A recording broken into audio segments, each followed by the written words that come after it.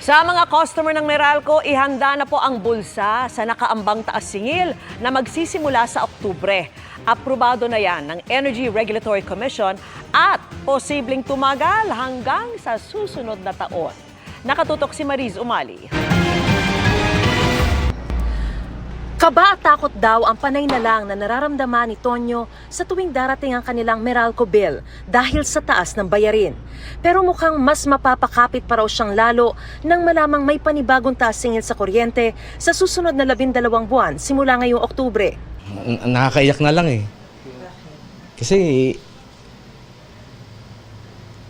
ang hirap na kasi lahat nagtaasa na eh. Kawawa tayo. Inaprubahan na kasi ng Energy Regulatory Commission o ERC ang hiling ng Meralco na singilin sa mga customer ang mas mataas na presyo mula sa mga plantang gumagamit ng natural gas.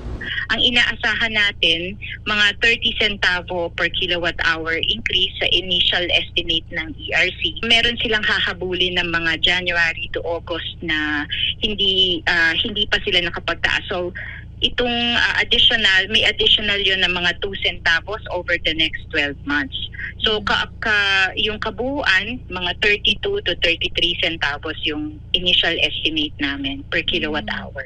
Bili ng ERC sa Meralco. So dapat sulitin niya yung supply na nanggagaling sa ibang planta na mas mura naman. Pero posibleng hindi lang hanggang 1 taon lang ang bubunuing mas mataas na singil sa kuryente ng mga Meralco customer. Until October next year for yung recovery nung mula January. Pero yung mataas na presyo, inaasahan natin yan habang buhay itong kontrata niya sa natural gas plants.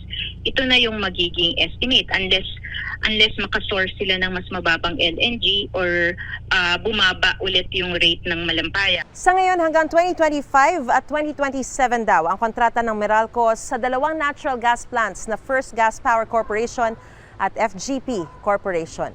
Para sa GMA Integrated News, Mariz Umali, Naktutok, 24 Oras.